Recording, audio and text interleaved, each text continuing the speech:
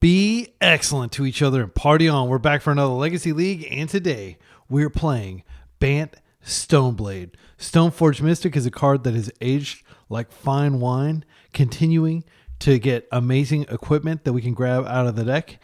And we have some awesome equipment here. Pre-War Formal Wear is a great card for bringing back creatures that get countered or killed. Cryptic Coat is pitchable to force, and it's essentially a tutorable true name nemesis that you can even kind of spam out an army with if you have enough mana and if the game goes long enough. And we've got Kaldra Compleat, arguably the best equipment ever printed, a 5/5 creature with tons of abilities, and the worst equipment ever printed, Shuko. But this happens to combo very well with Nadu, who is in our deck as kind of a backup plan. Our deck's entire theme is generating value, and it's hard to argue with just equipping Nadu a bunch of times and getting a bunch of free lands and spells.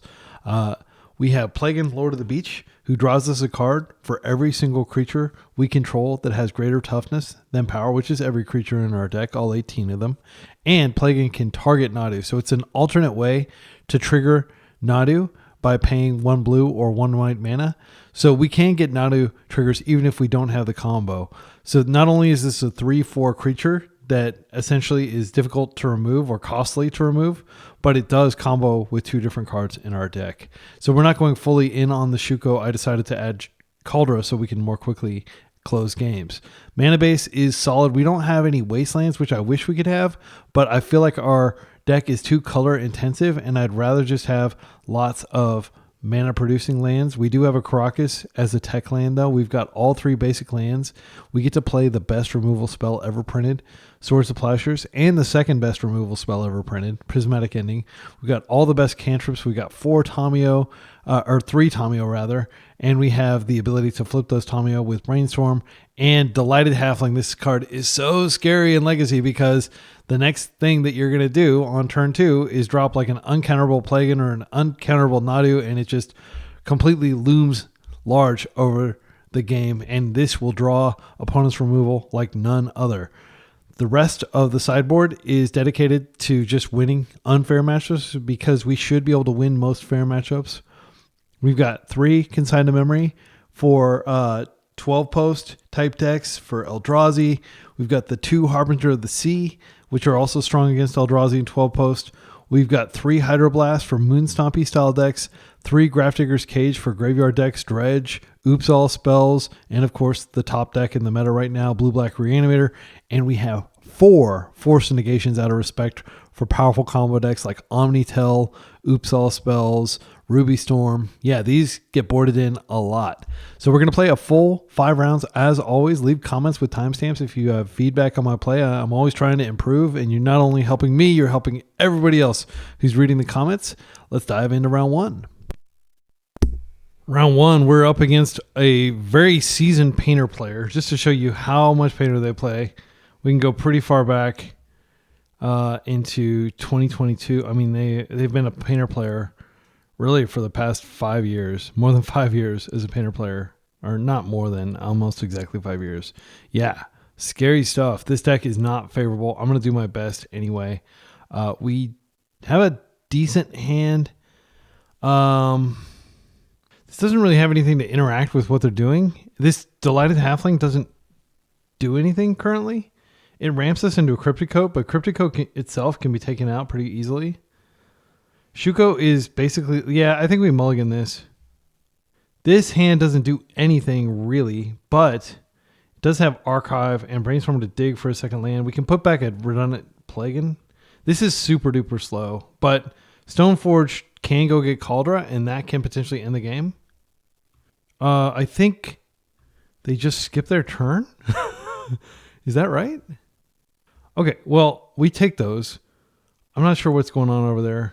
But yeah, that is exactly what we want to see. So now we have Stoneforge Mystic and a Kaldra.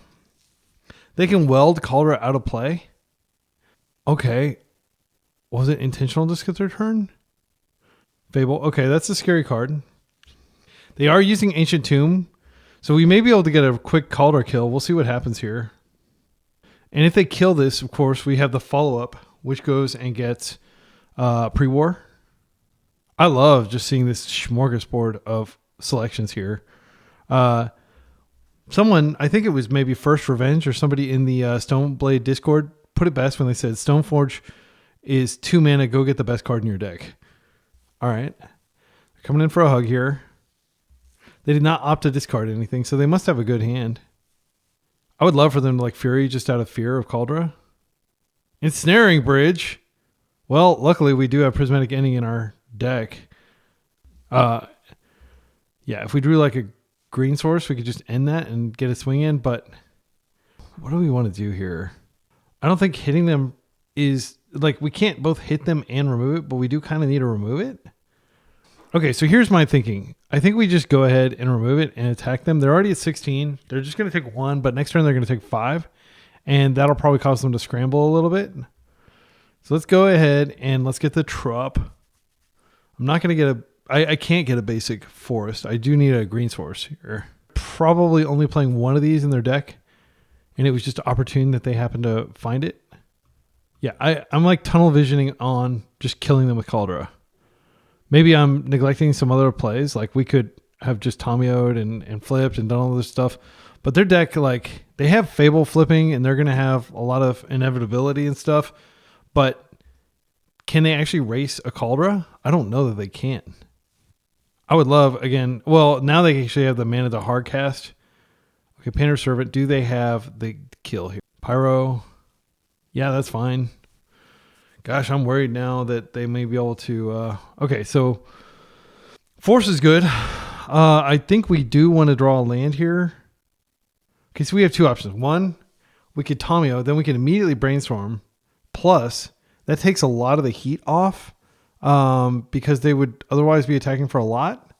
And then we could potentially put back the Kaldra, and then we just assuming we find a land, that's great.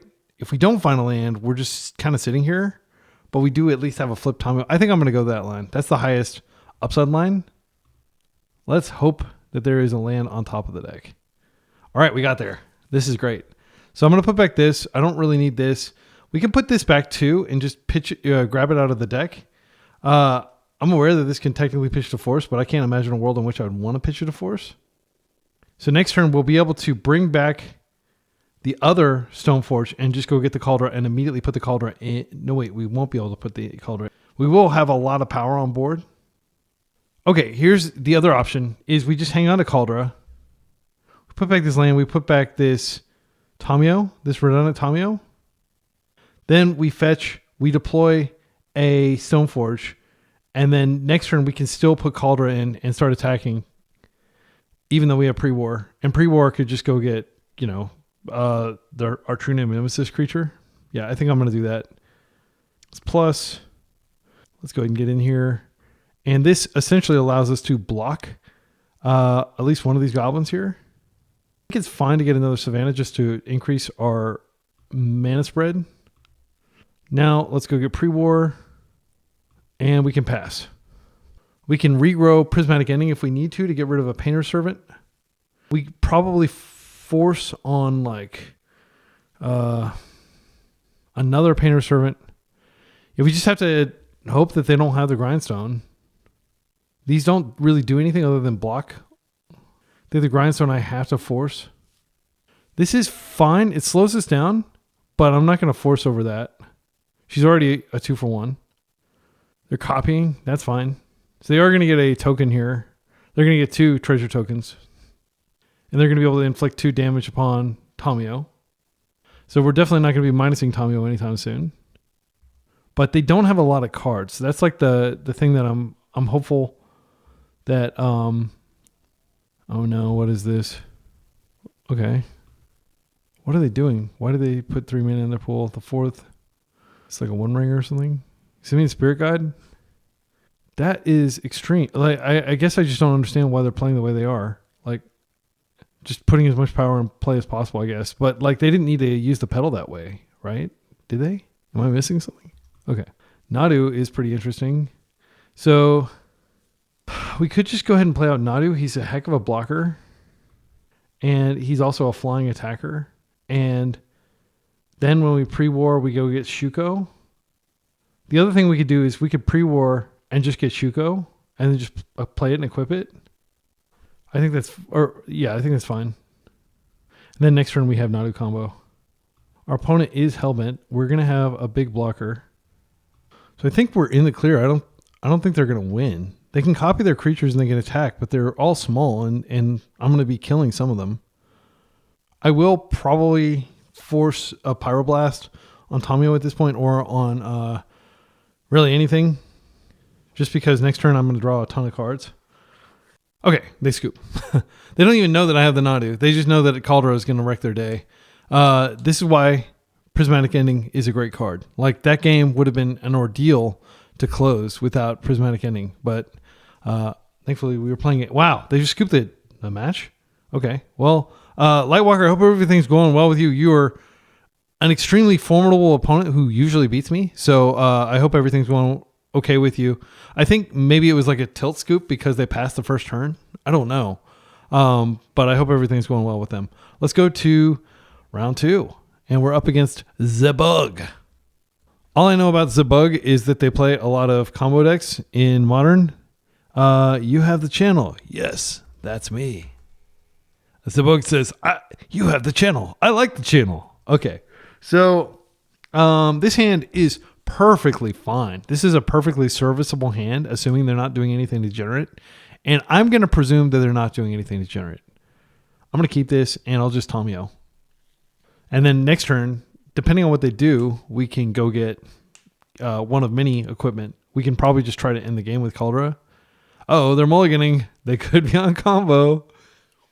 We are on the play, though. Not that it really matters here. But if they're on Cascade, which is a deck they were playing in Modern before Wizards decided so unceremoniously to ban Violent Outburst. If they're on that, then like this is a good hand because we've got plenty of removal for the Rhinos. They're forcing that. They're unforcing that. Okay, you can see like the life total change. Just be careful when you click like force because your opponent knows you force. Sometimes you can do that as a thing like, hey, I want you to know I have force. So you don't actually have to force something to let somebody know you have force. You just have to click on it. Okay, this is something we may be able to handle. We don't have Wasteland in our deck. This is a blind spot of the deck. This came up during my 2K that I top 8'd. 80-man 2K. 80-person 2K. There were women there too. So I think what we do is we just swing in and then we attempt to Stoneforge. And they're probably going to force that, I would think. I might be able to get them to force this Brainstorm, which would be pretty awesome. 1 mana Hymn to Torok. But I'm actually down to just get them to force the Stoneforge Mystic instead and take it slow.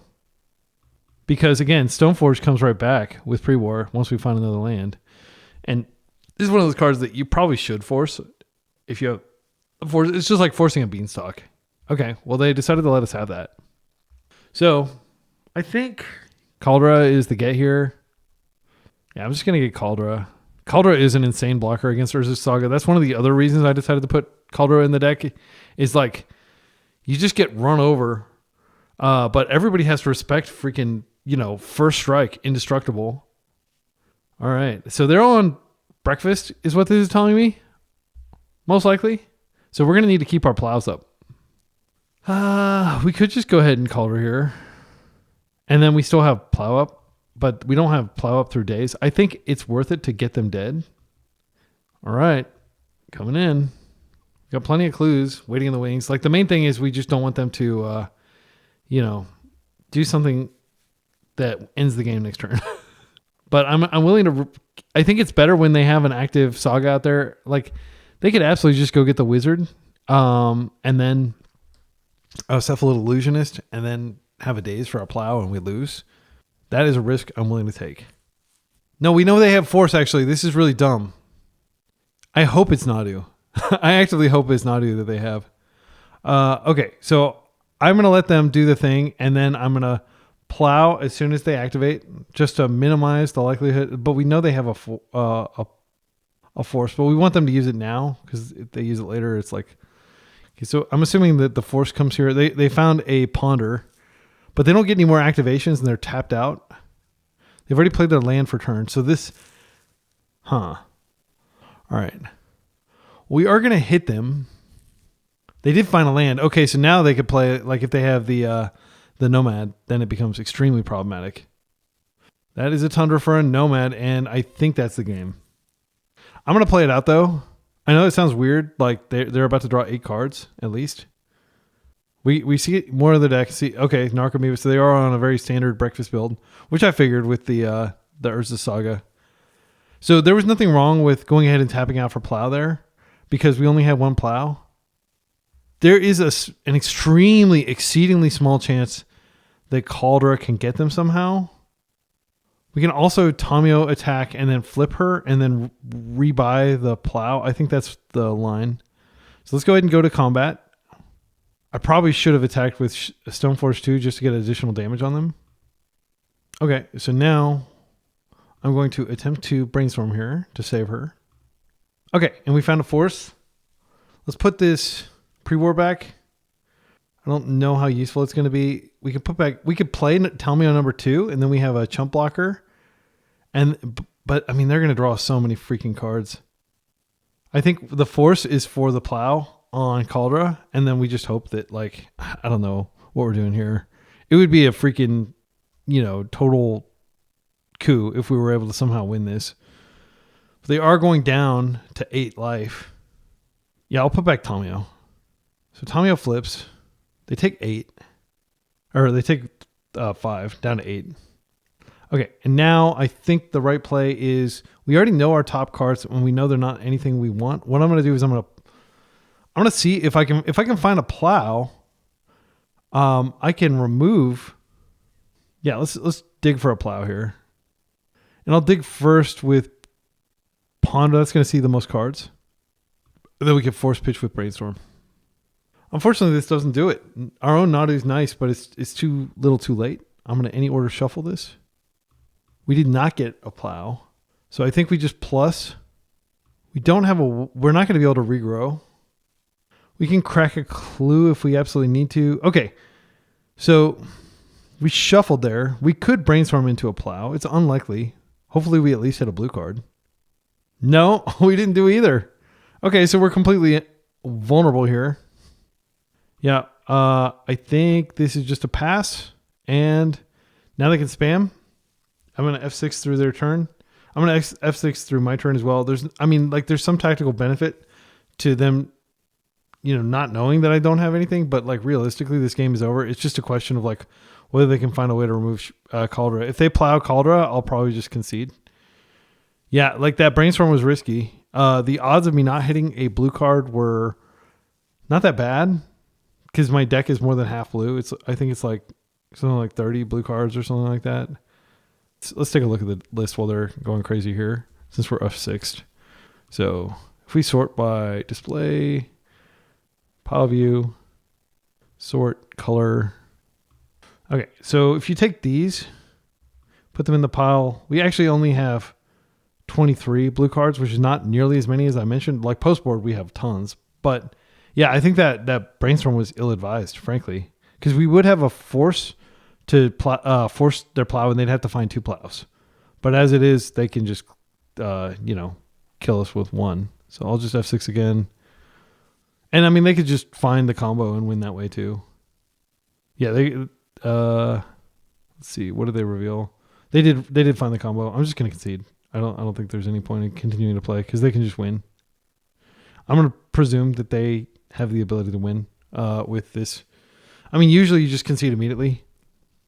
They didn't reveal a Plow, but again, they can just win through the other wizard. So yeah, I think that like everything I did was fine up until that brainstorm. I think that brainstorm was a mistake. So what do we bring in against them? Grafdigger's Cage is a trap. Don't bring that in. We don't actually bring anything in. I think Harbinger's fine to bring in because they're playing, but that makes him counterintuitive. What? You're not bringing Grafdigger's Cage against the Gravedigger, the Graveyard combo deck? Usually they win through Nadu, and it's like if you play the Cage, you just played a card, and they're like, okay, well, I'll just win through Nadu instead then. And Nadu is way more powerful of the 2 options. Force Negation, they're primarily creature-based. Consign doesn't stop really anything. Harbinger is the only thing because they are a 3-color deck that's also playing Urza Saga, so it is worth bringing in. In terms of cards we can take out, They do exile-based removal. I think pre-war is not as good. Prismatic Ending can kill a lot of things, so I think it's worth keeping. They don't do anything to mess with our mana. We can take out a Forest. If we take out Forest, though, with Harbinger... Okay, so we're not going to take out Forest. We're going to take out Savannah, which is the stinkiest of our dual lands, because we can't tap it for blue. Okay, and that might come back to haunt us, but hopefully not. I think it's perfectly fine when you're playing 20 colored mana sources to take one out against like decks that do nothing to interact with your mana. We are going to be digging for our mana because, like, again, resolving a Harbinger is pretty good. It shuts off Cavernous Holes and can't keep this. This is fine. We can just put back Kaldra and start slow. We don't have any interaction, but usually it takes them a while to win. They can... There's like a theoretical turn 2, but it's rare that they go for that against like a blue deck. Let's keep this. Let's put back Kaldra. And I'm just going to go fetch an island and get my Tamio going. Fetching that island is going to kind of like hamstring us a little bit. No, there's absolutely no reason to ever fetch an island. I'm going to go fetch a Tundra. Yeah, because in fact, we should have boarded out the island. That's the card we should have boarded out because Harbinger turns all your basics into non-basics into islands. All right. So the best land in our deck is Tundra. So I'll just get that. We can get either Forest or Plains. Probably Plains. Forest is not a super important card in our deck, but it would be nice to have access to it before we go off with Harbinger. When I say go off with Harbinger, I mean just get Harbinger out and start to really muck with their gameplay. If they open with like a Nomad or a Shuko, that's the danger zone where you have to worry about them turn twoing you. Okay, that's fine. It's a 1-for-1. All right, Halfling's great. I think we just grab the... I always like to fetch before I ponder just in case I like to keep 2 of the cards. So we'll grab this. Halfling's in. If they watch my channel, they may know what I'm on. It's worth noting that like Halfling it's a heads up thing to force it if you can, but they have lots of exile-based removal that can point at it too. Land number 3 in a ponder. These are not the lands we're looking for. I think we can probably do something more impactful. Like a Force would be good. A Plow. Another Halfling doesn't really set the world on fire. I think we may have to hold Cryptic Coat for a Force, depending on how this next turn goes. Nomad. Okay, so we could be like dead next turn. Didn't play a Lotus Petal, so we didn't die this turn. Aye. All right, so I think we ponder, and then we can go get Plains with this. I said earlier that I like to fetch before I ponder, and I should do that. Yeah, let's go ahead and get the Plains first. It'll suck if we draw like a... We're not going to be able to deploy Cryptic Coat, but that's the least of my worries. Number 1 on my list of worries, not dying. We have 6 exile-based removal cards we're drawing to, and we should use them on Nomads. Stoneforge, not the worst, but again, I think we're probably dead. We can't get anything that interacts with them. So really it's a question of like, okay, is Stoneforge better than nothing? Because that's really what we're facing here. If they just have the combo, one of their 8 Bs, they have 8 of those. Let's take a look. So here's the calculator. I just used the Aether Hub. But basically they're doing like hypergeometric calculations. And this is a very important type of math that has to do with probability, like especially when you have like decks and stuff, like anything in poker, anything in Magic is going to use this formula. And what we're going to do is we're going to say there are 8 successes in the population, sample size 1, and the card, their hand size is 51. But actually, we should say, see, we know about 3, 4, 5 cards out. So really they're like 4 cards plus, so we'll say 55 cards. 56 because they're going to draw, 55. Okay, their next draw. What is the likelihood that their next draw is one of 8 cards that win the game? 14.5? Okay, now, okay, so what I'm going to say is, I missed it this. Success in population 8, and sample size is going to be 4 plus, okay, sample size is 5. So that's a 55.9. So 56% chance we're dead. The odds of us finding a Plow or a Prismatic Ending in like one look in 48 cards, 12%. Okay, so the question is it correct to take to like basically hope that they kept a hand that didn't win the game. I don't think it is. I think it's correct to not take the Stoneforge here, even though it's going to shuffle and we're going to get a new card next turn. I think it is correct to try to hit a force or a plow or something that can interact with the wizard that's coming down. I'm going to any order shuffle. Okay, we got Stoneforge anyway. So, what can you do? I'm going to undo this. I don't want this to get dazed. So I'm going to do this first. And then I'll play the halfling out and the halfling can get dazed. I'm going to go get a Shuko because if we draw, are they thinking about forcing this? That would be great. Because that would mean probably they don't have a win. Because if they have a force, they should use it to protect the win. Okay, so they probably have the win. They were maybe just AFK because I was taking so long to do my calculations. So I think Shuko is the get here. And then if we rip so hard. And we can put this in uncounterably. We can put the Nadu on uncounterably and we can just go to town. And they're going to have trouble outpacing us with the number of creatures. Because we'll get like 8 Nadu activations. And one of those could find a removal spell for their Nadu or no. Okay, Cavern. So we wouldn't have been able to interact anyway if we were looking for just Plow or Prismatic Ending. And here comes the win or the Nadu. I actually would prefer to see Nadu here. Because Nadu at least we get another turn. Whoa, Scoob. We got so lucky. All right. That doesn't do it. So here's what I think we should do. We could go ahead and put the Shuko out there. It's the only Shuko on our deck since I went down to one of them. And then we just attach it to one of the halflings and we attack, get 2 damage. I think that's fine. And then I still have Crypticoat that I can put in instep. Let's see if that would be great. I'd be totally down with them forcing a Shuko when I don't have anything in my hand. But I think they also have Prismatic Endings. They have like 3 of them. So they could probably use that on there. But I do think it's worth it to get some extra damage in here. There is a very small possibility that I flip that the top card on the deck is a Nadu.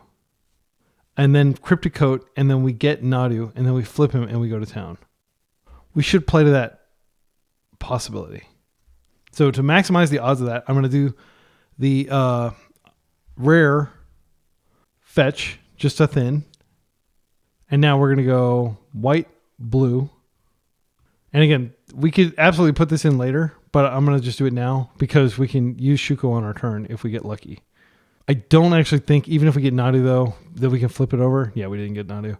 And the reason I don't think we can get it is because you have to pay the mana. I don't think it's the same as use it to only cast. So that wouldn't have worked what we were trying to do. Actually, I realized that after the fact. I could have potentially tapped more efficiently to avoid that.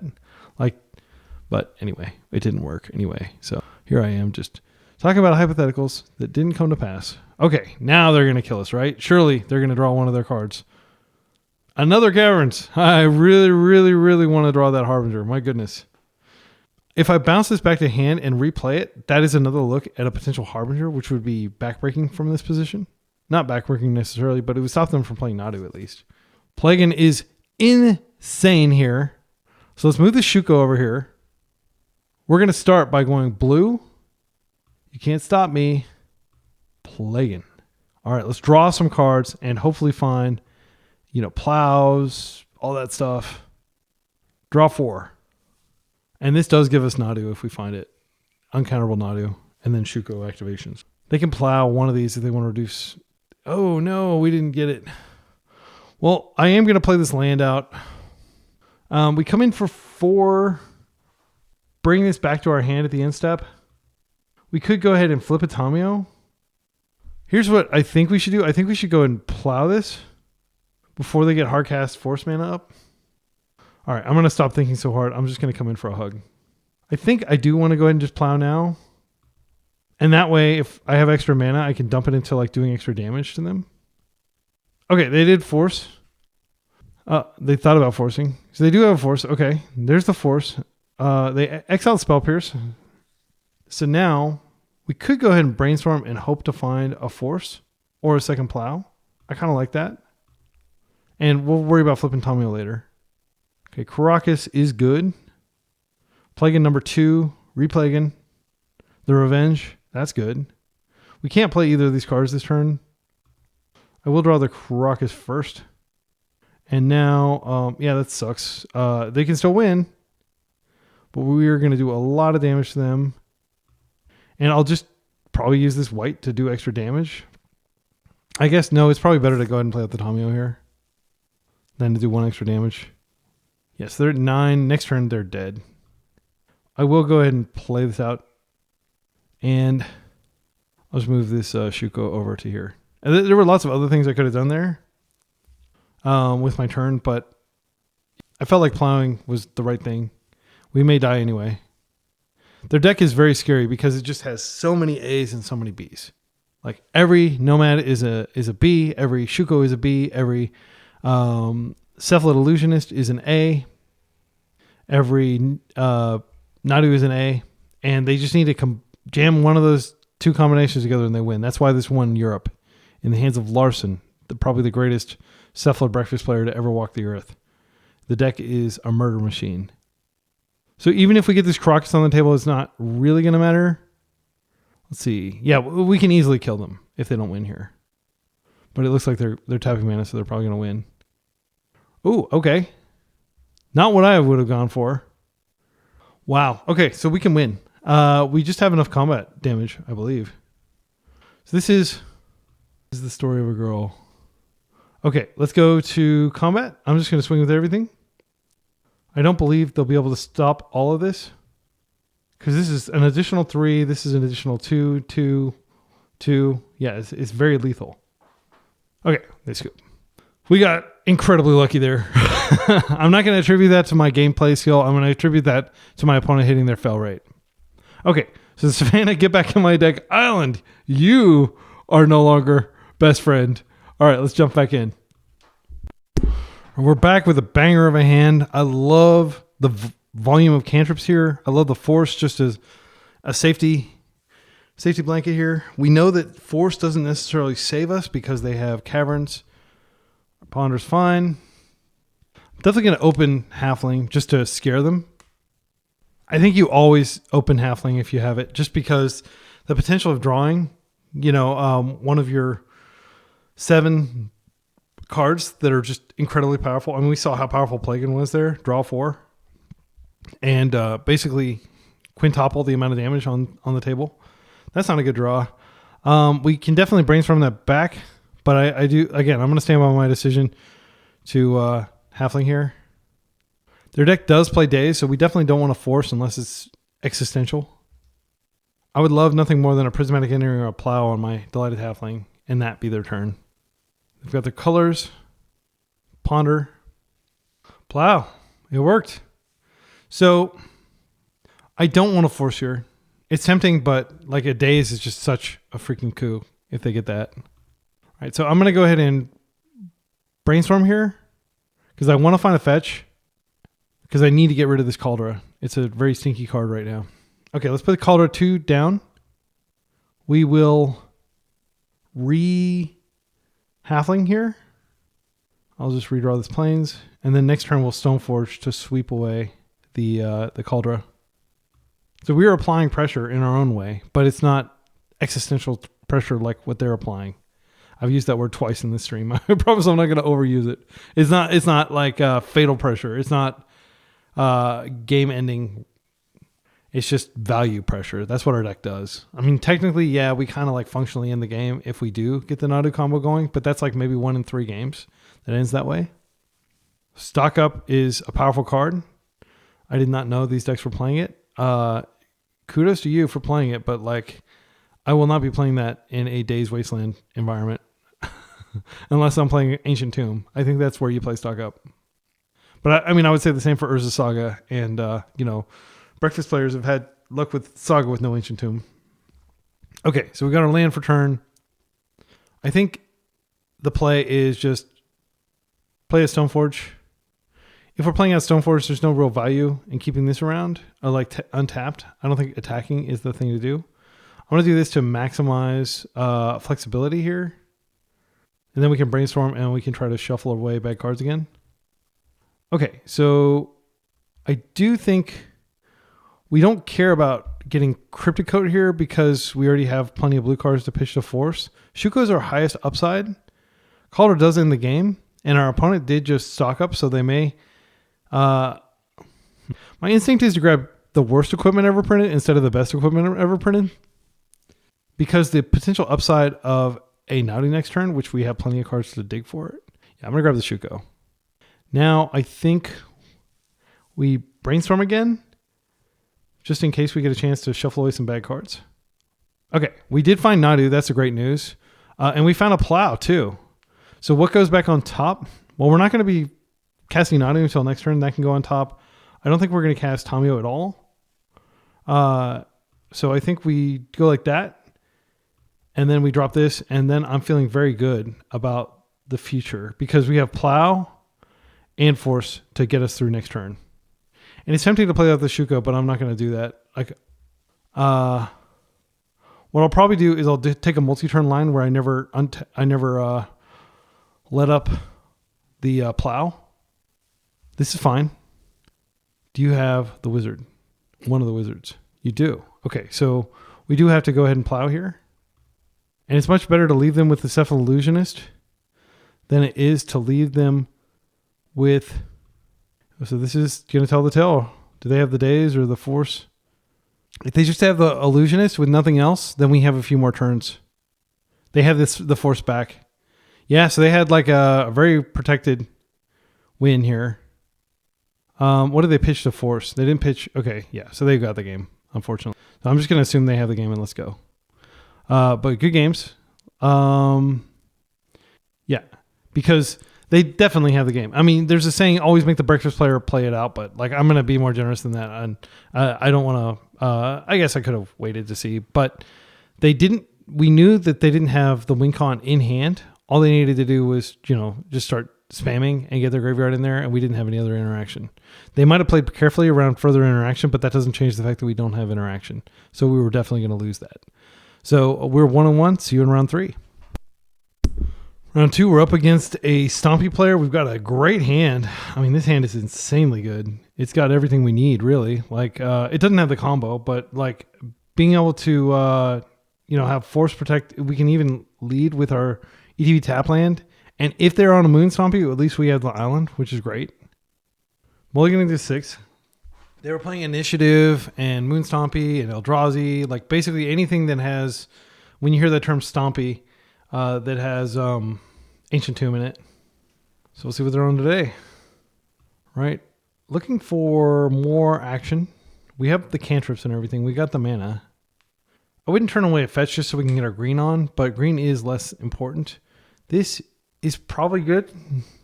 Let's keep it. We're definitely going to force like a Chalice.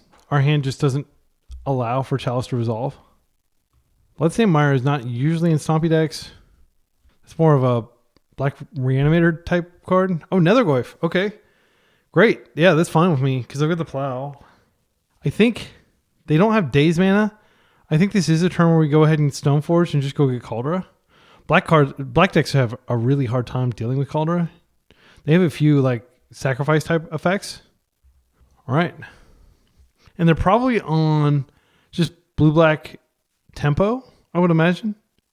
That does have access to Brazen Bar. Oh, they're just on black. If we force this, we can still put in Kaldra. I think I'm going to do that. Call me crazy. I don't usually force interaction like this. They could just have another one. But Kaldra is going to be really strong here. And we can both Kaldra and potentially Plow the Nethergoyf out of the way if we want to. I think it is better to hold the Trop and just go to town here with Kaldra. Yeah, I'll hold both of those colors up just in case of an emergency. So in case I need to emergency brainstorm. Like if they put Into and Reanimate on the stack, that would be like an emergency brainstorm type situation. All right. And you got the first crack, but I have the bigger one. Okay, red. They're coming in for a hug. I'm going to let that happen. I just want to, like, Baragoi for something like that isn't actually that big of a problem, but it's a bigger, oh, there it is. I think I'm just going to be mana efficient here in the end step. They don't have days up. Plagon, Lord of the Beach. Yeah, I mean, they don't have, this is a good window to go ahead and cast him. And I think we want to keep both of these colors up just in case we find another plow. 2 cards. All right. Let's go ahead and come in for a hug for 6. We can actually make it 7. Let's do that. Is that greedy? I'm going to do it. Just do a little extra damage there. They're at 9. They're dead next turn. Kaldra just completely changes the dynamic, doesn't it? I probably should have played this at the 2K. There were at least 2 rounds where it would have been like really relevant. Okay, Shieldred's Edict. Creature token. Okay, Shieldred's Edict was one of the cards I mentioned that could get rid of that. They are so low, though, that they're going to need to kind of hang back and block. Douthie doesn't block. By all means, attack me. Okay, you're not going to. All right. So they're tapped out. We don't need to worry about Bowmasters. I think this is a brainstorm opportunity here. We could go get... Actually, you know what? We could go get Crypticoat, and that all but guarantees their demise next turn. I'm going to brainstorm first. Wait a second. Let's think about it. Yeah, I can still brainstorm first. And again, I want to get brainstorm out of my hand while the Bowmaster is away.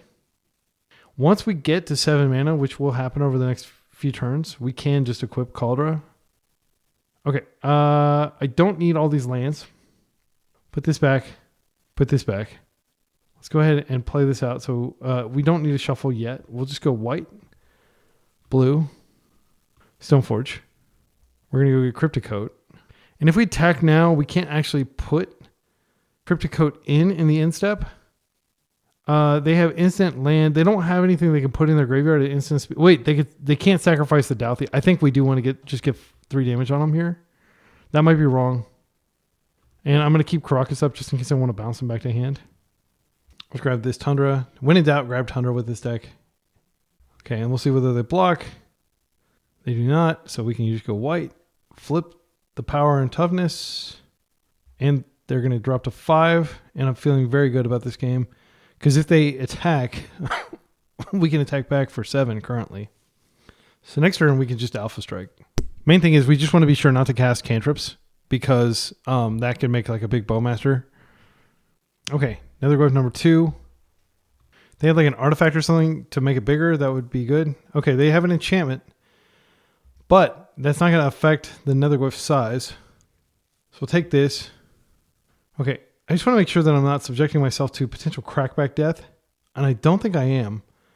Yeah, I'm going to just do this. I'm not going to bounce Plagon back to hand. Well, actually, I could have bounced Plagon back to hand. So is there anything I can do to just end this game? I found Prismatic Ending. That ends the game. Let's try to find a Prismatic Ending here. We can put that Stoneforge back. Okay, we can put these lands back. So what do I want to do? Yeah, I think so. Attack. They could double block Plagon and I'd have to bounce him. Yeah, I think I'm just going to go in for an attack. I mean, we can Ponder Shuffle. So we're going to shuffle that. Oh, I could have shuffled with Stoneforge too. Okay. Now the question is, yeah, I think we just attack with Plagon and then we can put in a Crypticoat. We have Force Up. I think it's highly likely they block with one of them. Okay, they're going to double block. That's fine. So I think it's fine to just bounce Plague into hand and we can cast them next turn with Force in case they draw a Bowmaster. Yeah, I'm going to do that because what we can do up to 4 damage next turn because we can go get a Shuko and equip it as well. Yeah, I'm just going to return him to hand, I think. I don't want it to die. And if I'm playing like super caddy and passive and stuff, that's just my style. I'm a very careful player. Not sure what they can find here. They can only discard 1 card. They opt not to. Okay, they're coming in with everything. All right, so first things first. This is going to create a clue. So this is 2, 4, 6, 9. We could just take it all. I think we just take it all, and then we put the Crypticoat in, and we attack for lethal. And we have Force of Will. Okay. Blue, white, tap. So they have 1 spell in hand, and we should be able to force it. All right. Yeah, and that was just like, that may have seemed a little risky, but there was no risk assuming they didn't have like Sudden Edict or something like that. And again, I could have gone and I could have gotten the additional damage off of Shuko, so I didn't feel any fear. Okay. Against mono black, we didn't see any reanimation effects. My instinct is just leave the deck as it is. Our deck is not designed to like sideboard for fair matchups. It's designed just exclusively to do that for combo. So there are some meh cards in our deck. Like Force of Will is not going to be great, but that's okay. All right. This is a keep. We have turn 4 Nadu combo potentially if we draw the right lands. Bubble. I think they're just on like mono black mid-range, bubbling themselves and opting to fetch away the card they saw. Go coming out. One of my favorite cards. They draw. All right, halfling, pretty good. Let's go get a trop. And I'm just going to ignore the possibility of wastelands. They're not going to have like a blood moon type effect. There is technically like a black blood moon thing, I think, but it's not very good. It's not nearly as good as blood moon. You have to like sacrifice a swamp every turn or something like that. Okay, so they're coming in for a hug here. That's fine. I think once we get Nadu out, it's going to be pretty good. And all their cards are likely targeted removal. Oh, we drew a land. That's great. Blue, green, blue, Nadu. And this is, a good blocker. And it like hangs out in the sky. Bowmastering here is fine. It doesn't affect anything. They can ping me, I guess. There's no reason to Bowmaster right when they did. Not that I can think of. But yeah. So now our brainstorms can't be cast, which is unfortunate. But next turn we do have Tamio into Shuko. Or Stoneforge into Shuko. But now they're taking that from us, aren't they? Okay. Now we need to draw another one of those. So Nadu's on block duty. Thoughtseize. Fine. My hand's terrible. My hand does functionally nothing. I'm just hoping that the top of my deck does something. Okay, not attacking. Force is a great draw, considering that it's actually something that is useful. And we're just going to chill, because we do have more inevitability.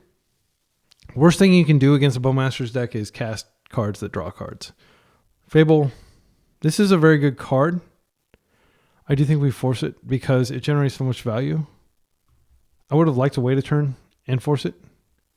Okay, so this is now big enough, and we're just going to let it through. I'm not going to risk. Yeah, maybe I need to start attacking with Nadu now to race. It's really unfortunate. Like if we had a little bit more mana, we could have done more. I do think it's correct to start attacking now. They can attack, and I'll just block. And if they can't kill my Delighted Halfling without giving me a trigger.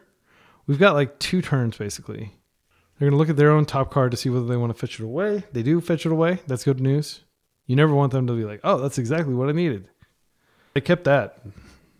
All right, Delighted Halfling continuing to do a really good job at deterring aggression. They draw a card. Another force. Well, we got one more turn of this before we start to get really desperate. I don't think we ever cast a brainstorm though. Like it doesn't matter how desperate you are. This brainstorm won't get cast, sadly. Okay, they're getting a lot of lands, which is good for us. But they did keep something. So next turn, we do kind of need to double block Nethergoyf. Yeah, I think we just double block Nethergoyf here. Actually, that doesn't work. Yeah, we can swing for 3, and then we can just hang back with Halfling, but then we're going to take a whole lot. I am going to play this out because we're not going to be brainstorming. Yeah, we just can't cast brainstorm. I think, so the cautious thing to do is just to say, okay, the 3 damage that we're about to do does not matter. We should just hang back, and that way at least we're not going to get attacked by these as well. Because otherwise we drop to 1. Yeah, so I'm not going to attack for 3. And I don't think it's worth playing at the land. I could be wrong. But we have Hardcast Force up. Oh, we don't have Hardcast Force up if we block. Yeah, I should have played it out. That was a misplay. I didn't think about that. So they can cast something after combat. And we have to pitch cast it. It's not the end of the world, but it still is annoying. All right. So if we can find a Stoneforge Mystic, we're still in this game. Any other draw is basically the end. Ah, that is a good draw. All right, options. 1, we Prismatic End the Bowmaster, and then we can cast Brainstorm. But then, if they have another Bowmaster, we're just dead. Other option, we just Prismatic End and chill for a turn, which I think is better. And we'll try to find another removal spell, but like we don't want to die to this Goyf. Yeah, and Brainstorming won't necessarily set us free from Goyf. It's not a guarantee. I'll hold this with the hope of eventually being able to Brainstorm it back. It doesn't matter. We're going to have to pitch cast Force anyway. They've drawn so many lands, which unfortunately is one of the reasons you want to play cantrips in your deck. They would have been able to get through some stuff with Fable had we let it resolve.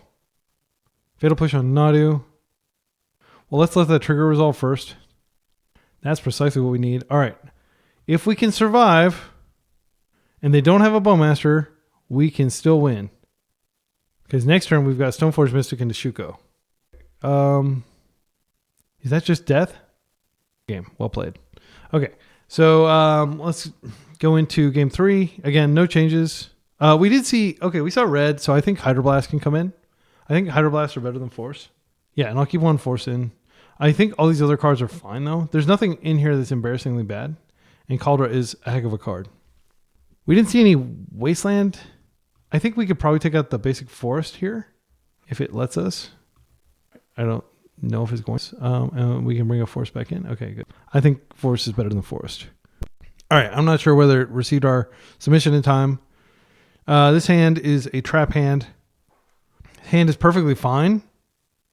I think we can put back pre-war because it may be Tamio could get killed. Just because they haven't wasted us in the previous games doesn't mean they're not playing for Wasteland, and we may get screwed if we put back the land. It's dangerous. I'm going to put back the pre-war. And then we're going to Tamio, and then we can go get pre-war if they've killed our Tamio. So I'm not going to play on basics here. I'm going to go get a Tundra. Best land in our deck. And now we'll Tamio, and we've got something going on the table, even though likely our opponent has Bowmaster. We will Brainstorm next turn. I'm not going to wait on Brainstorming. And at that point, we'll probably know whether they have Wasteland, so we'll know whether we need to put back one of the lands. Also, when we Brainstorm, we're going to see 3 new cards, and one of them is likely to be a land, because exactly 1 out of 20 cards in our deck is a land. Okay, now we know that we can just go get pre-war here. The great thing about pre-war is it can be hardcast. Ooh. Or we could just Brainstorm and then Halfling. I think that's probably more powerful because we're getting this Brainstorm out of our hand, which is a vulnerability. Force is fine. We don't need the second Halfling. We don't really need the second land now. We'll just go get a Trop. Actually, I'm going to get a Savannah. Is that crazy? I'm going to get a Savannah just to ensure that I can cast my Stoneforge next turn. And then Force of Will for really any consequential spell they put on the stack here. That's unfortunate, but I am going to let that resolve. Okay. Thoughtseize is going to take our Ponder. Strand us with the Force. All right. So we have nothing going on. Our opponent has 4 cards in hand. We have 1. Okay, Kaldra is not a good draw. Not the worst draw in our deck, but definitely not a good one. Let's go ahead and get it. Some damage since they are doing damage to themselves through these Thoughtseizes. Hopefully they Thoughtseize again or do something like that that's defensive. Dark Confidant. All right. Well, we don't have any answer to that. That will quickly run away with the game. Okay, I'm just going to come in, and I don't think they're going to block, and then I'll just deploy the second one. But if they were to block, that would be phenomenal. I haven't seen this card in a while. It's a great oldie but goodie. It is not friends with Bowmasters. They have another Thoughtseize. Please do more damage to yourself. Like, basically at this point, my best win con is just, okay, they took the Force this time.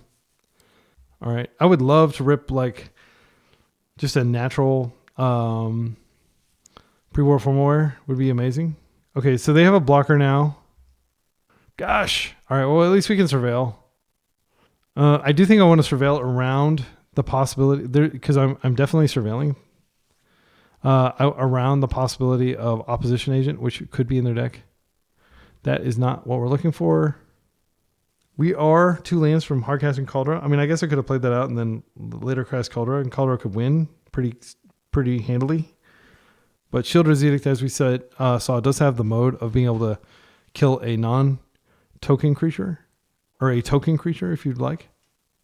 They have Wasteland here, which doesn't really matter. Barraglyph does matter, though. That card is going to kill me quickly. Yeah, and Barraglyph is also lifelink to keep their Dark Confidant going. We need a lot of things quickly. The best draw is absolutely freaking Plagon. If we could have a Plagon, that'd be great. Let's go find Plagon. Plagon will flip the script. Nadu's not terrible. Nadu doesn't actually really do a lot here. So we're putting back Kaldra for sure. I think we could just Nadu and Tamiyo here and just get these cards on the table. But once they start connecting with Barraglyph, the game is pretty over. So Barraglyph, I can potentially block a Netherglyph. They don't have instant in their graveyard. Orcish Bowmasters. Okay, well, I'm not going to be blocking. Gosh, they're going to apply so much pressure to my life total. It's not even funny. Next turn, we Tamiyo. They have a freaking Bowmaster. So we're going to... We basically, at one turn cycle, we've already seen the top two cards of our deck. They're not going to save us. Okay.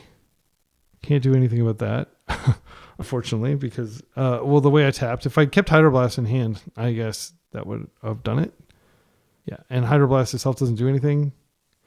So I think we have to take this. I'll just block the Dark Confidant. Oh, wait, if I block Dark Confidant, then they can ping me. I don't think there's a path to victory. Yeah, good. Well played. Like, we're unfavored against these types of... Any, like, non-blue fair deck is going to beat a blue fair deck, generally. Because they have, like, lots of... Like, we're trying to stop combo, and they're just basically losing the combo. And people might say, like, oh, I've got a bunch of Thoughtseize and Duress and stuff in my deck. That doesn't necessarily give you a good combo matchup. But having a lot of forces does help a lot. So, yeah. 1-2 so far. Up against the real Moody.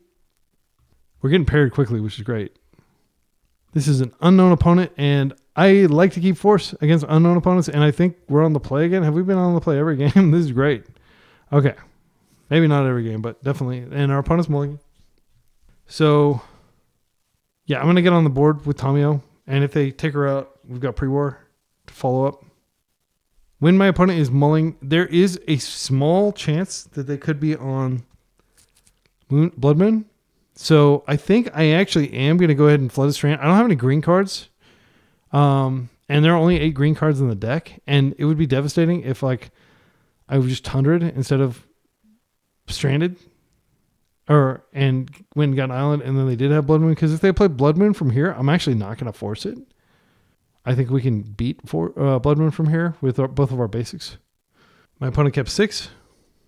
Whenever you're playing on MTGO and you go up against an unknown opponent that doesn't have like a long MTGO history, maybe they are like a pro player that just created a new account. Maybe they're, a really strong paper player. But a lot of times they're a relatively new player and they'll just grab the easiest deck to win with as a relatively new player. And that is definitely Moon Stompy and Eldrazi, those decks. I think Stompy decks are by far the easiest archetype to play as a beginner. And that is no shade. I mean, those are very powerful decks. And there are great players that choose to play them too. Okay, I think we're dead. I'm going to let this unmask resolve. I probably could have forced here, but I'm not sure that they're on Reanimator combo, and they may not have the win. And it's really embarrassing if you unmask it and they're like, oh, okay, I'll just play my Netherglyph or something. But I think right now what we're gonna get Dark Ritual, Entomb, Reanimated. Therapy. Okay, they can name another card, probably a Ponder. They're going very low. They're hitting themselves for Atraxa. Okay, we can potentially beat Atraxa. I'm not going to scoop to Atraxa.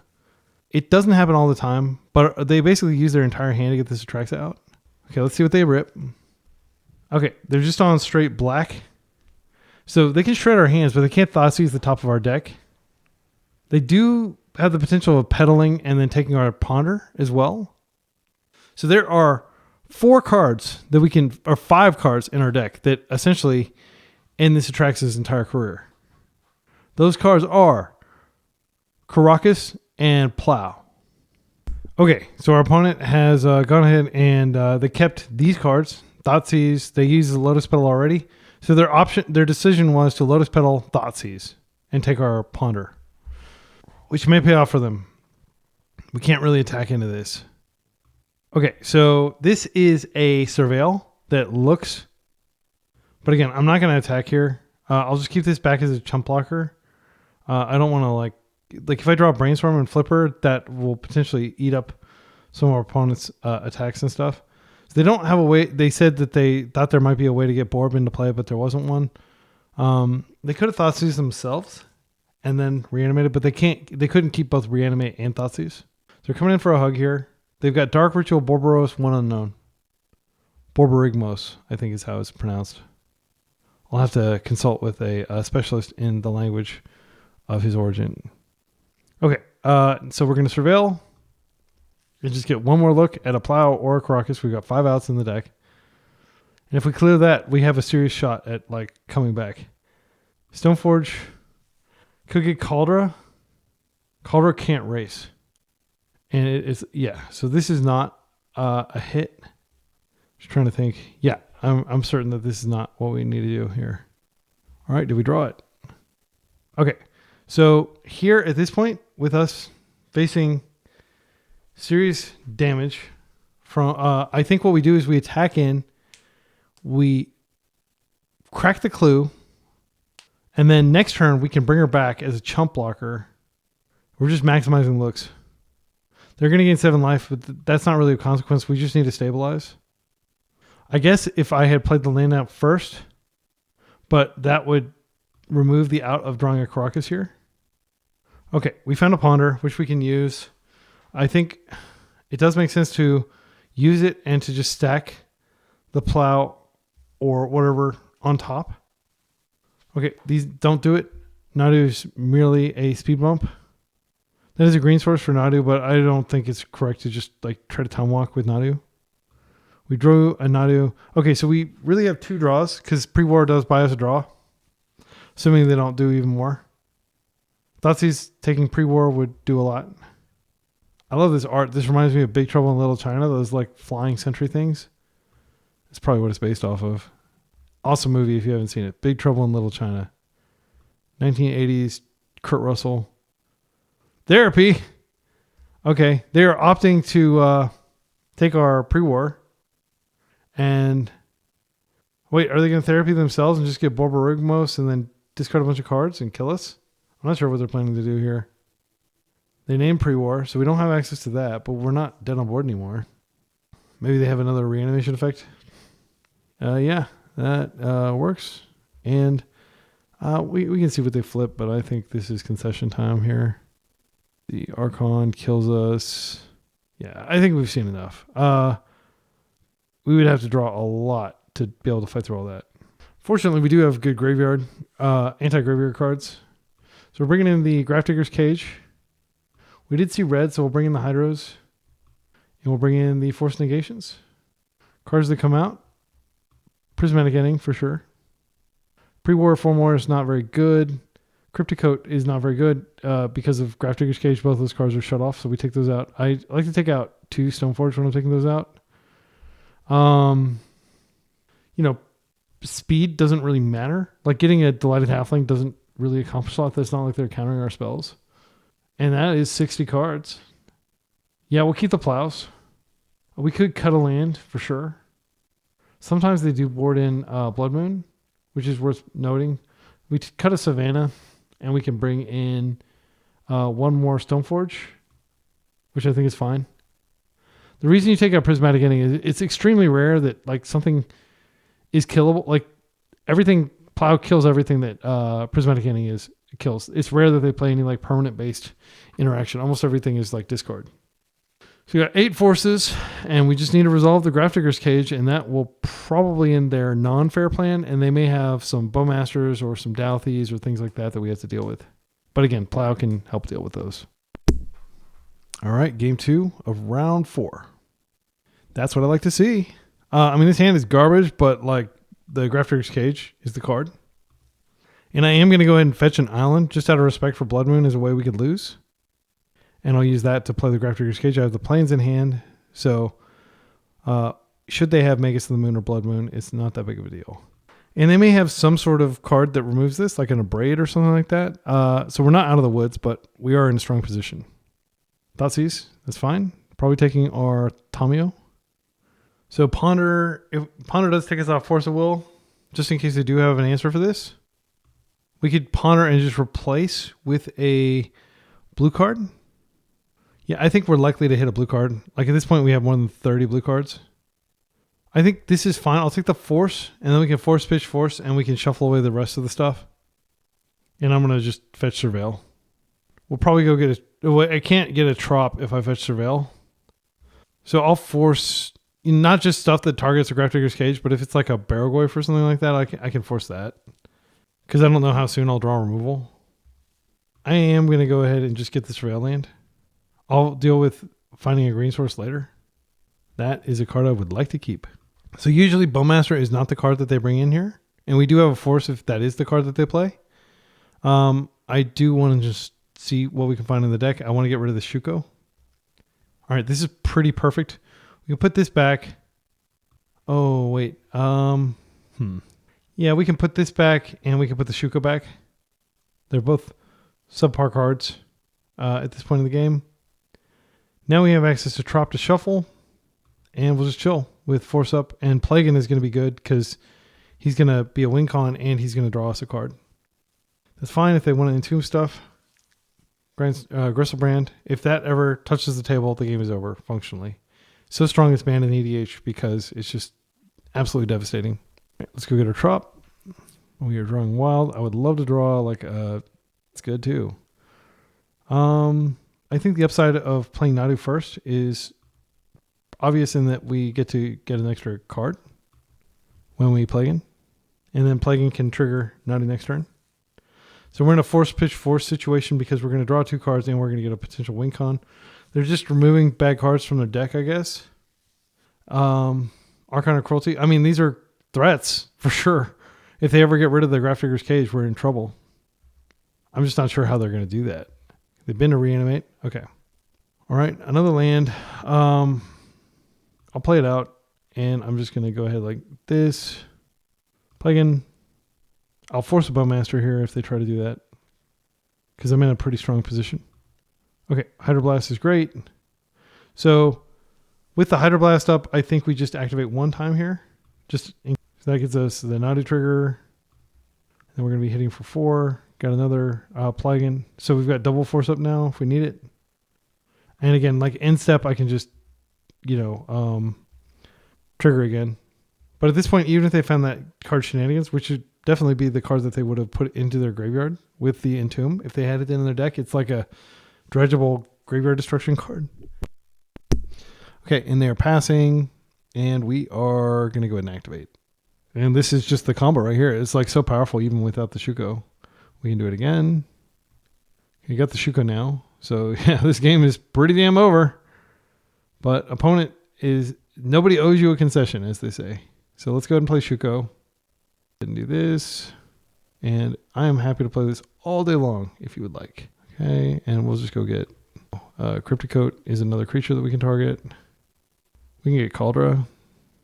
Yeah, we don't have Crypticoat in the deck. Now I guess I'll just keep activating and until I draw another Stoneforge, and then I can just put Kaldra in, and then we can win.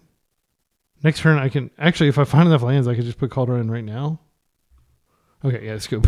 Okay, that's basically like what our deck does in these types of matchups. Is you just don't die. You try to get lucky and get a Grafdigger's Cage hand. All right, we didn't see any information. Like they don't seem to be going down on the reanimate plan at all. I didn't see any evidence of a fair plan.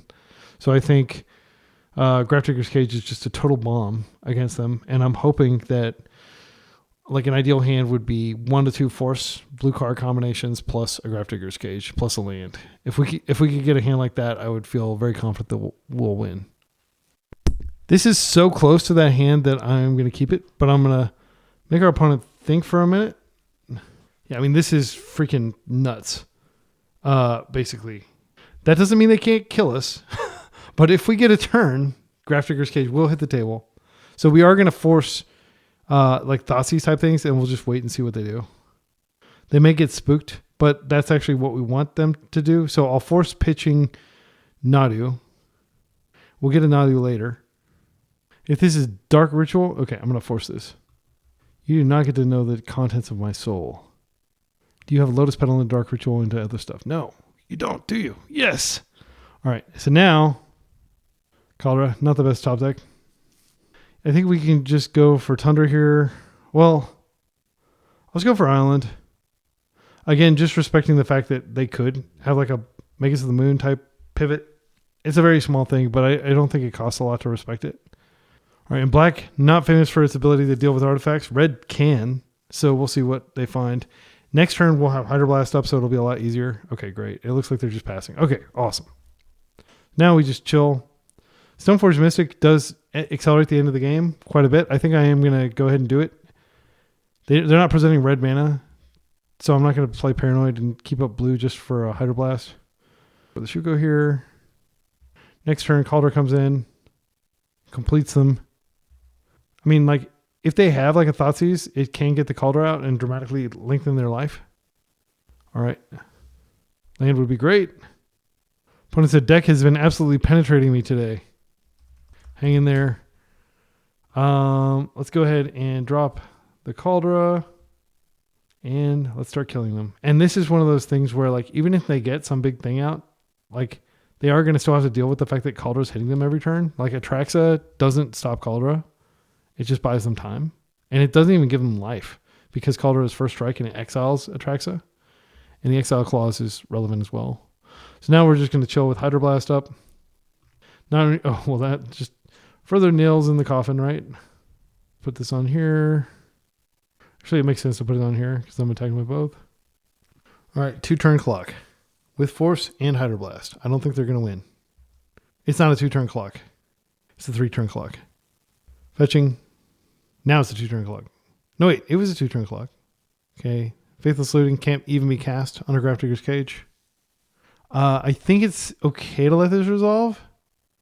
Okay. Yeah. Good games. All right. So we're 2-2 going into the final round. All right. We're going into the final round against Root Pawn. Good luck, Root Pawn. I have no idea what your name means. They are a blue-black Reanimator player. I just want to point out a lot of people may be questioning the wisdom in having 4 force negations in your sideboard, but like we absolutely needed that negation to survive. We almost certainly would have lost our Grafdigger's Cage, and then subsequent turns we would have lost. There's no harm in playing 8 forces, even though force negation is a much worse card than Force of Will against a lot of these decks. It doesn't even matter. Like, you just need any turn 0 protection you can have. So this hand against blue-black Reanimator is totally fine. We're going to lose round 1 most likely anyway. But this is a perfectly serviceable hand with Tamio and Stoneforge. Plagon. Like, if we could just curve those 3 cards and then like not be interrupted and draw 3 and flip our Tamio and like be like living in paradise, that'd be amazing. Usually these decks only play like a few. Okay, that's great because that means they're probably just going to troll, and troll is very doable. I would love for them to do troll as their win con. Now we have the option of just playing off of basics. I kind of like just starting with a basic island just so we don't get wasted right from the get-go. And if they kill my Tamio, that's no big deal. I would like to, of course, get Shuko and go crazy with Nadu, but the more conservative thing is to just get pre-war. So I'm going to get an island here, and I'll just Tamio, and they'll probably daze it or force it or interact with it in some way, and that's fine. We can go get pre-war, and we can bring her back. And when you bring a creature back with pre-war, the creature is so much better. Yep, there's the daze. That's fine. And I would love for them to just do a imperfect brainstorm, but they're probably going to go get a troll. Troll cycle here. Yeah, troll cycle. So I've been playing against this deck for like more than a year. The deck has not changed fundamentally. It's still the same degenerate deck with Entomb as the broken card that needs to be banned. And I've kind of like learned the play patterns, and I lost to it in the semis. So I'm just like super sore. Can't wait for Entomb to be banned, but who knows whether Wizard will do it. But I'm going to shut up and quit whining and try to keep a positive attitude. So I think they probably take Stoneforge here. That's what I would take. They might freak and take Nadu. But Stoneforge is definitely the best card here because that's what gets me pre-war. And I can cast that. I mean, if they take Nadu, then I'll definitely just go get a Plains. But interestingly, they play basic Swamp here. So we know they have the island. We know they fetched the Swamp. There was no reason to be that cautious. But now they're going to see, like for all they know, we're on blue-black tempo, which is not really a predator of blue-black Reanimator because it's the best deck in the format by every conceivable margin. But it is a deck that puts up a pretty good fight against blue-black Reanimator. So maybe that's why they thought that, and that's why they decided to play the Swamp out and go get. But we don't have any Wastelands in our deck, so now that our opponent has seen what our deck does, unfortunately we don't do anything here. We just go Surveil. Karakas might be relevant at some point. We need a Surveil because they may reanimate a Troll here to try to kill us quickly if they don't have Entomb. Okay, so they opted to play out Polluted Delta instead of the card we knew about. So let's grab Archive here. And we have shut ourselves off green, but I think it's okay. Prismatic Ending is not good against their deck, unfortunately. It's a meh card. Like they do have a fair play technically. Okay, so I think here I'm just going to Coat. That's the card I least care about it getting countered. And then next turn, I mean, we definitely could have gotten a Trop there. Yeah, if they counter this, it's not a big deal. But it would be annoying if they countered my Plagon. Because Plagon can Karakas loop. And this also gives us a turn to bridge into, being able to Karakas, Nadu, or Plagon back to hand. This should not be the fight, but I'm happy if our opponent thinks this is the fight. Because Blue-Black Reanimator is such a good card, such a strong deck, you can be a pretty mediocre player and still just destroy people with it. I'm not insinuating that our opponent is a mediocre player or anything like that, but I'm just saying like you can make a lot of mistakes when, all you need to do is pay 1 black mana to reanimate an Atraxa and you get like an entire new hand. We also have a similar card in our deck that just allows us to mask mistakes in Nadu, but it is a little harder to get the stars to align with Nadu. Wasteland, they probably will waste me here. That's fine. So again, I'm going to keep the Karakas because Karakas is good information. Like they'll probably go for, okay, well, we could just go ahead and Plague in here and just draw a card and have it out. We could ponder trying to find, a force, which is really our only thing we can do. We could also stack Ponder in such a way. Yeah, I think I'm going to Ponder here. Wait, our opponent doesn't know about Karakas, right? They thought this much earlier in the game. I think it's worth just trying to find some more interaction rather than going the Plague route. Delighted Halfling is great if we find Green Source. All these cards are... I mean, Shuko is obviously great with Nadu, and we can actually play it and equip it. I think that might actually be the card. I'm not like super duper stoked about this, but it does up our clock.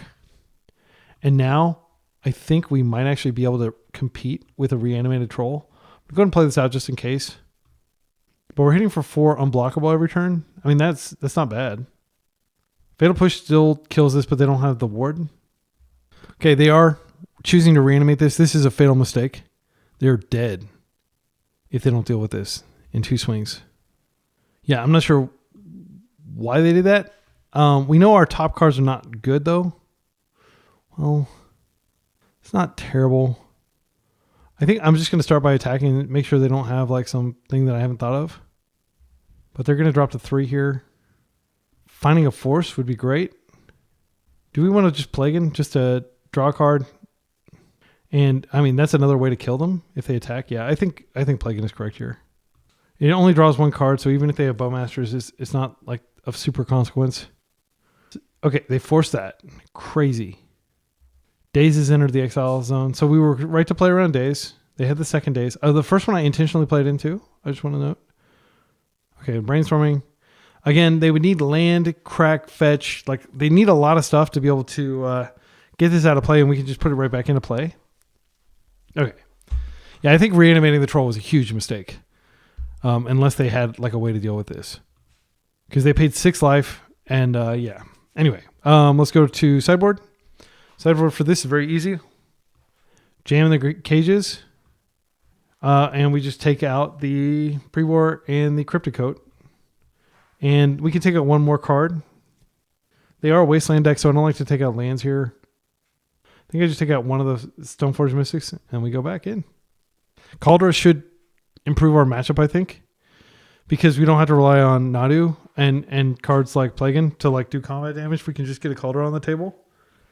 Yeah, I after this league, I definitely feel like Kaldra belongs to the deck. Like, it's just, it's hard to deny. Like, granted, we didn't play against Kozilek's Command, which just kills Kaldra so easily. It's like comical. Like, I'm going to kill your Kaldra and I'm going to draw a card for like 2 mana. You know, it's that card is such a joke R&D wise. But when you're not up against cards like that, Kaldra is pretty good. All right, this is the hand. This is the hand, friends. This is how we win against the broken tier deck in the format. My instinct is to just jam and force. They could have Grafdigger's Cage. We could take a turn, but that's a turn where things can go wrong. They could entomb instep. Yeah. I'm going to go ahead and do it. I'll force pitch Plagon and keep the other force just in case.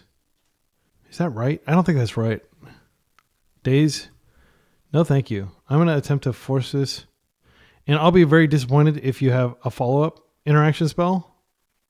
This completely shuts them off their fair plan, though, if it resolves. Or their unfair plan. They're going ahead and entombing anyway.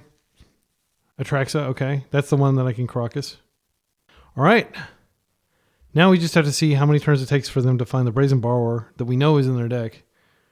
They probably have 2, maybe 3. I'm not sure what else they have that deals with this, but they do have creatures that we need to worry about. Okay, so I'm going to just play this out. Surveil a little deeper into my deck. I actually think that that's perfectly fine. I wouldn't mind playing that out. Since I have the Plow, I'll just take my time. They're not going to be able to Brazen Borrow 2 of them out of play. And then we just never have to worry about the reanimation play. Oh, wait. They could have Engineered Explosives. The gentleman I played in the quarterfinals over the weekend at the 2K, they did have Engineered Explosives. No, wait. No, they didn't have it. It was somebody else that I recently played that had Engineered Explosives in their blue-black.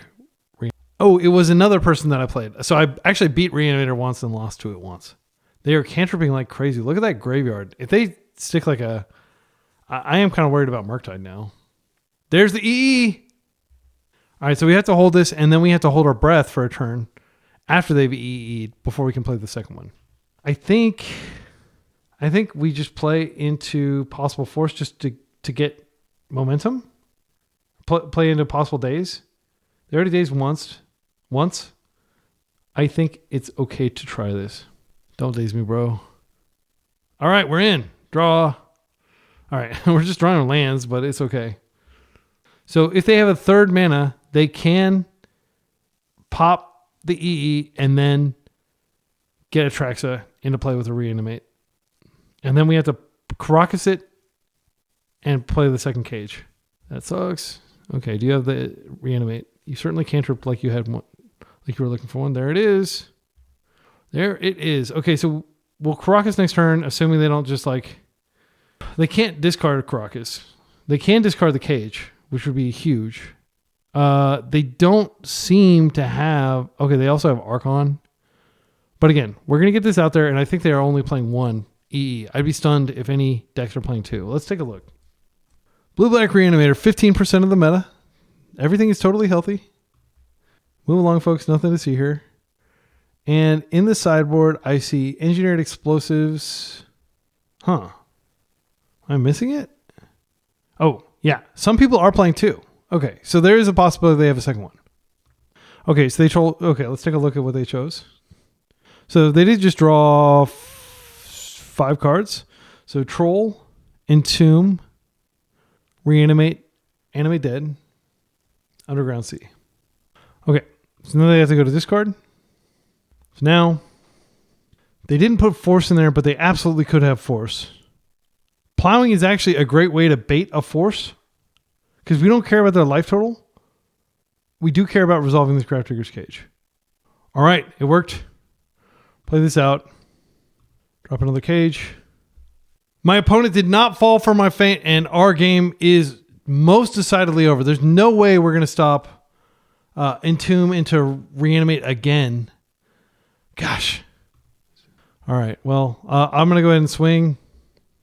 And I will just, flip the power, I guess. Do 3 damage. Yeah, just sitting here trying to play fair with my fair deck.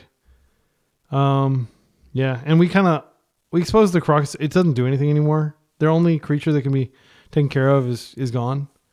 So now they can put Archon in and get Archon, and we don't have a clean answer for that, but I'm going to draw anyway.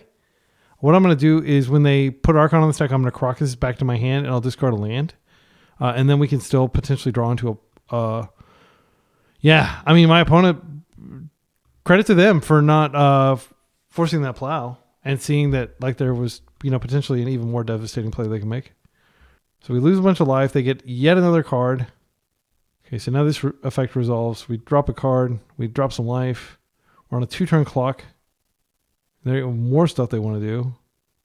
Why not reanimate this troll too? So now we need 2 plows over the next 2 turns. See what we draw. That doesn't do it. All right. Yeah, man. And we had to force the days on the first one. I don't have any regrets with how I played the game. If you think that I made a misplay there somewhere along the line, please leave a comment with a timestamp. But I think fundamentally we're just fighting an uphill battle. Until they actually ban Entomb, this deck will just continue to adapt and it will remain by far the best deck in Legacy. Okay.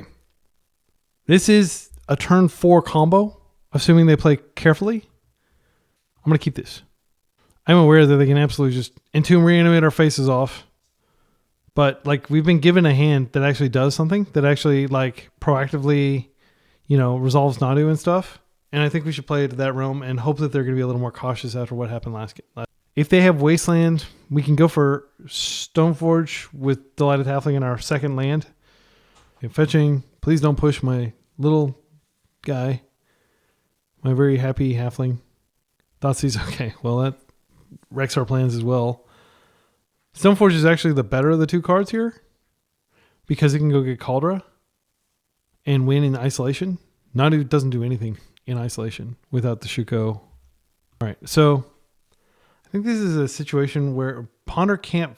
so Ponder could find us the Graveyard Hate card. Kaldra can end the game quicker. I think we do want to Ponder here.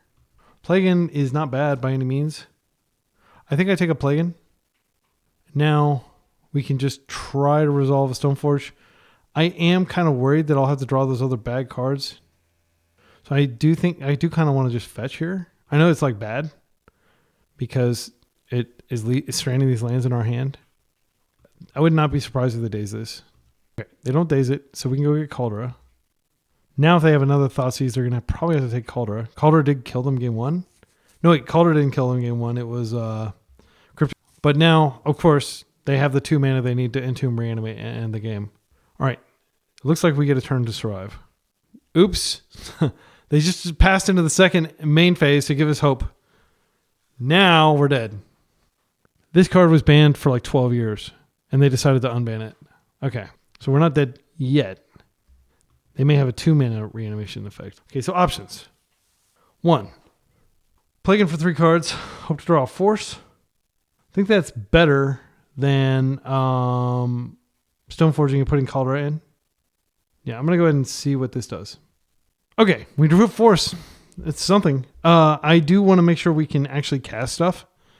So what I'm going to do is I'll just lead with the Tundra here. Then I am going to just attack for 1, since we're not going to put the thing in, just to do some damage. All right, and now we do have a Force for 1 of their effects. After that, we're going to have to rely on Nadu spam to get us another Force.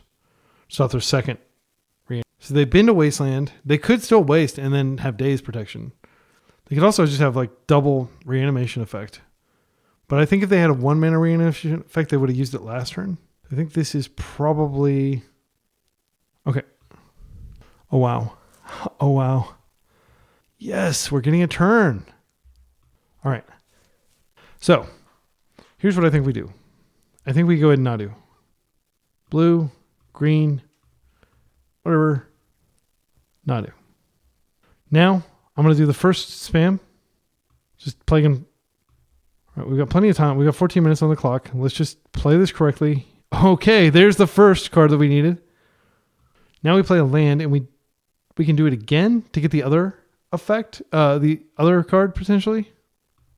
Do we want to? There's no real reason to wait because we might find another land. So we'll be able to hit for 5 here. Always yield. They did it. They scooped. Haha. Yeah, beaten down by a value engine. All right, we beat the top deck in the format, which feels great.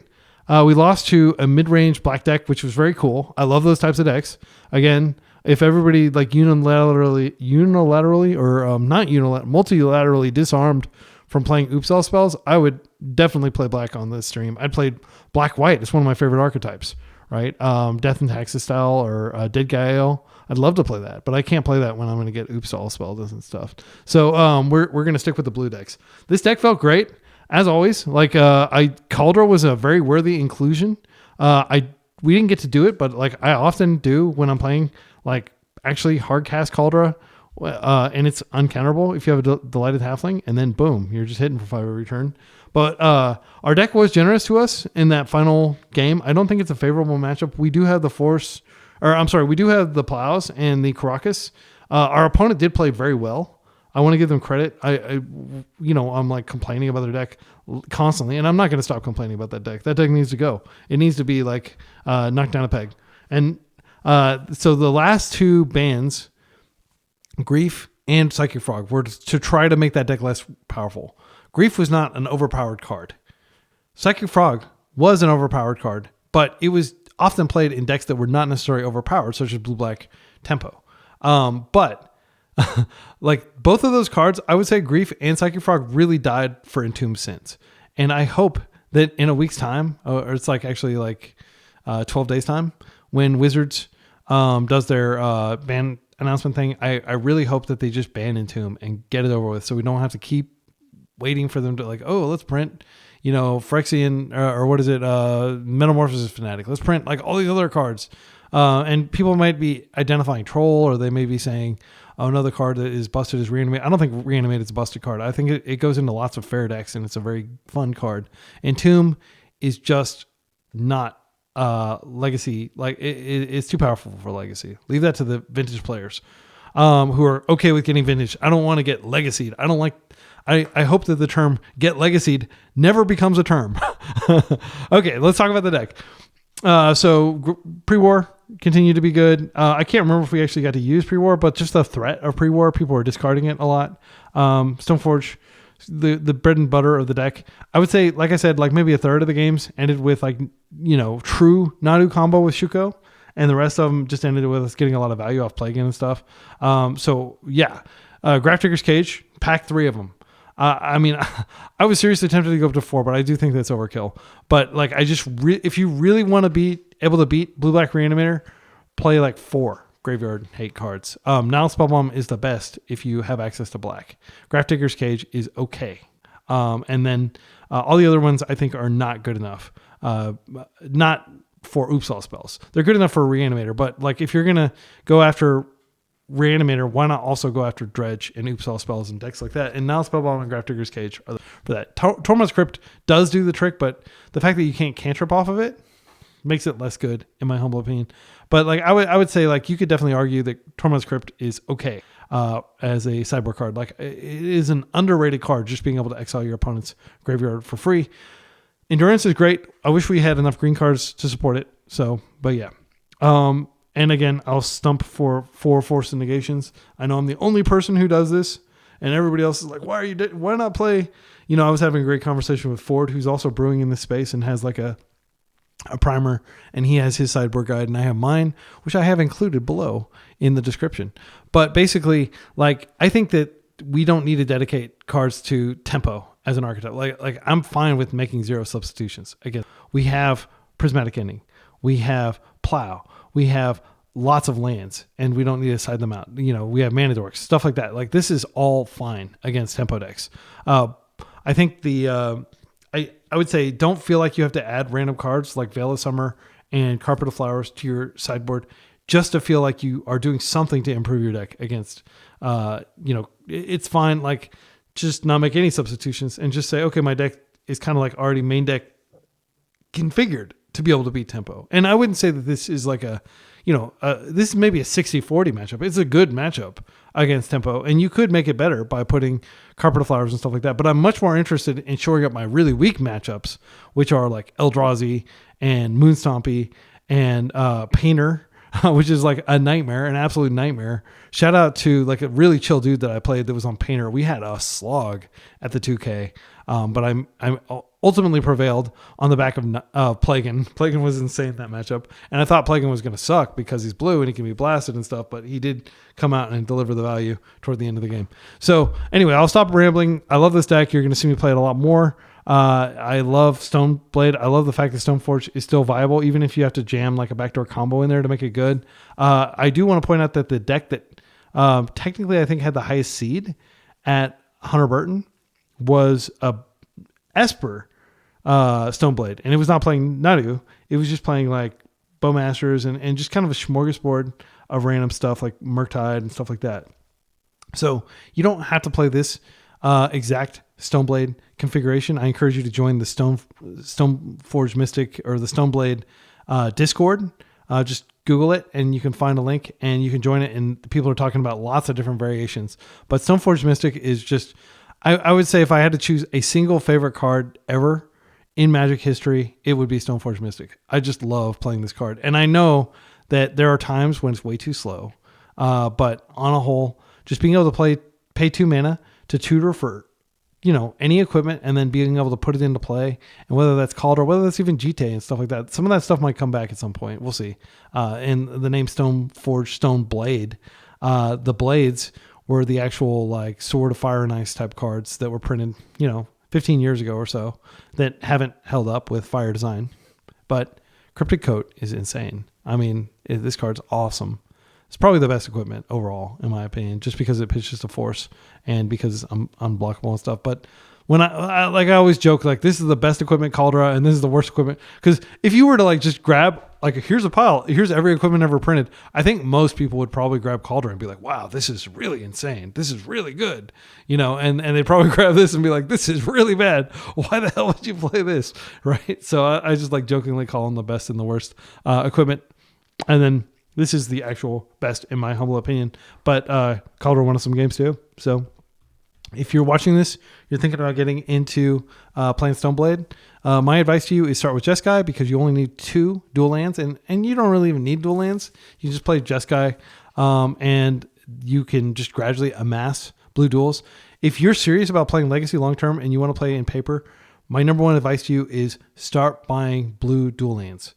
Just buy like 1 of each blue dual land. They cost a lot of money, but it is an investment and you will be able to play them hopefully forever. Hopefully dual lands never get power crept out. There's something seriously wrong if those are getting power crept out. Anyway, I had a blast with this league. I hope you had a blast watching. I hope some of my insights were helpful. I hope, some of the matches that I just got completely destroyed were entertaining. And hopefully you learned from some of the mistakes. I certainly learned a lot. And as always, I encourage you to go forth and be excellent to each other and party on.